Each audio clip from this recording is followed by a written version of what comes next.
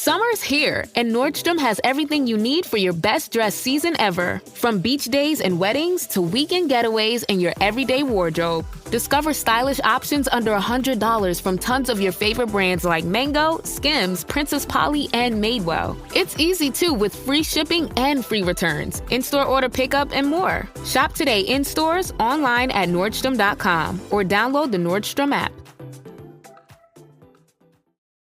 Summer's here, and you can now get almost anything you need for your sunny days delivered with Uber Eats. What do we mean by almost? Well, you can't get a well-groomed lawn delivered, but you can get a chicken parmesan delivered. A cabana? That's a no. But a banana? That's a yes. A nice tan? Sorry, nope. But a box fan? Happily, yes. A day of sunshine? No. A box of fine wines? Yes. Uber Eats can definitely get you that. Get almost anything delivered with Uber Eats. Order now. Alcohol in select markets. Product availability may vary by region. See app for details. This is Optimal Living Daily, How to Practice Self-Compassion Through Anger by Kristine Klussman of KristineKlussman.com, and I'm Justin Malik. Welcome back to a Sunday bonus episode where I give you a little extra content from a podcast in the Optimal Living Daily network that I think will also help you live a life that's a bit more happier and meaningful. And this episode is coming from Optimal Relationships Daily. So without further ado, here's Greg with the bonus post as we optimize your life. How to Practice Self-Compassion Through Anger by Kristine Klussman of KristineKlussman.com. We've all been there at some point, furiously ranting and ruminating to ourselves about all of the reasons a person or setback is evil, thoughtless, stupid, or useless. We repeat the same negative thoughts and stories over and over in our heads, blinded and blocked by our angry, negative feelings. In this state, we are operating with tunnel vision, emotionally disconnected from our true selves and deeper feelings, and unable to access true wisdom. This disconnection caused by anger only serves to increase our suffering. Anger is the classic default emotion most people feel when experiencing anything displeasing. Unfortunately, anger itself is not a very illuminating emotion and often blocks true awareness and insight from occurring. The key to using anger properly is to consider it as an important clue that sits on the superficial surface of our problem. The practice of self-compassion can help you cut through anger and other negative feelings, uncovering and resolving what's truly going on inside. Try following these simple steps to come to more acceptance, understanding, and self-connection. Number 1. Recognize that challenges are a part of life. It's typical and normal for people to have temporarily or permanently tough areas in their life. It might be chronic clashing with your in-laws, grappling with a physical ailment, a difficult boss, the continued complications of a divorce, or the legacy of a difficult childhood. A large part of what makes these common problems so challenging is our attitude towards them. Unless we've managed to make peace with our persistent challenges, we often hate these areas of our lives and feel in active conflict with them anytime they present themselves. It's a rinse and repeat dynamic that can spring up every time we get triggered in these areas. One of the most important ways of staying connected through that anger is by summoning self-compassion for yourself and the struggle or disappointment you're dealing with. You are not a failure because you have this challenge. Challenges are a natural, inevitable fact of life. Usually, once you reconnect and regain closeness with yourself, you also experience nearly instantaneous relief from the pain of the anger. It also helps to try to intentionally cultivate compassion for other people involved and the difficult emotional state they are in, regardless of who is right and who is wrong. Imagine the stress and pain of being the object of anger or the cause of anger, and allow yourself to feel compassion for that situation. We've all been there. Stepping outside of battle mode to extend this compassion to yourself and others is the healing balm that can blunt your anger and prevent spiraling into greater disconnection and upset.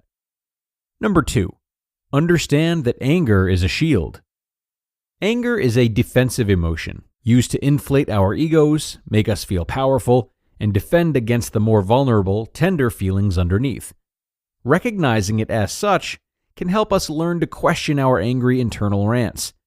Usually, it's as simple as asking yourself, what am I really feeling besides anger?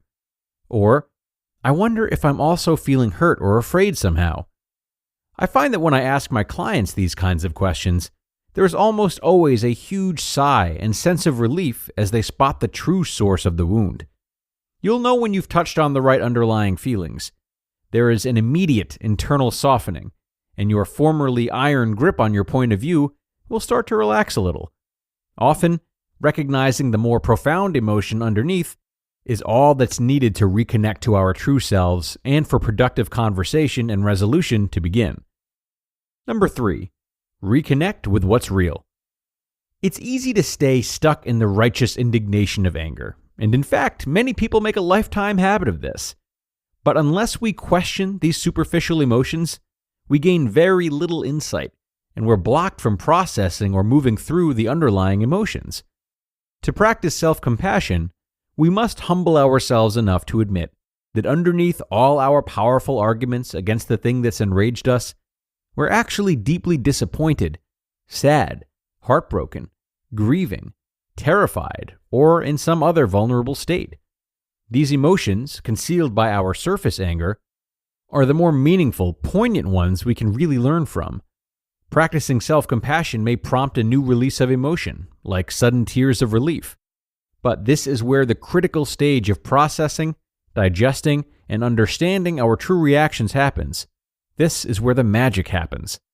Using self-compassion to reconnect with what's underneath anger lets us review our situation from a place of calm, loving power.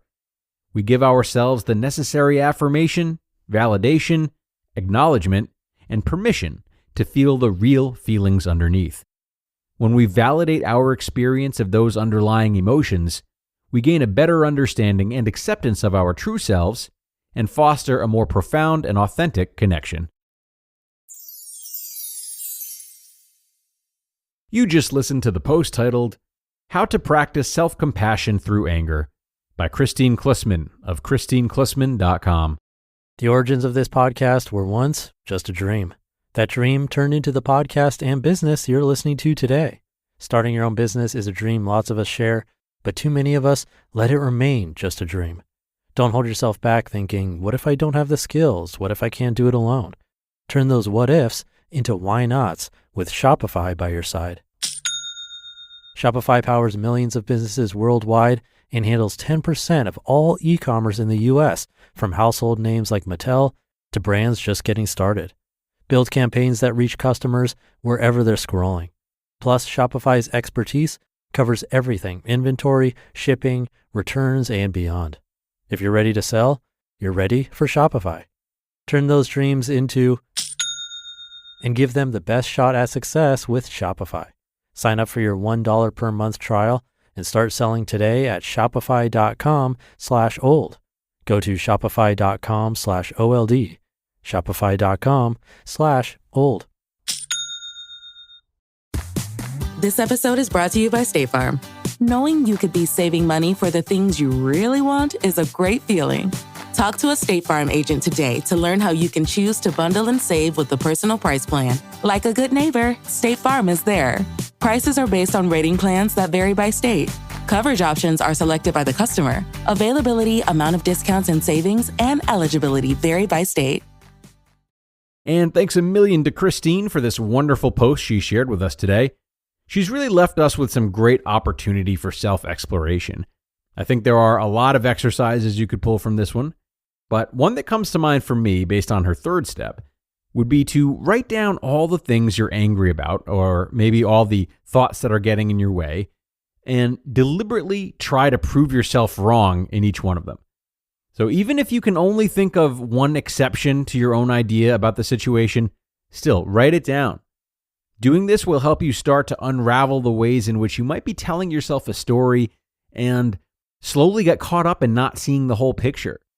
And some of these questions might be about the recurring challenges too, as she mentioned in her first step.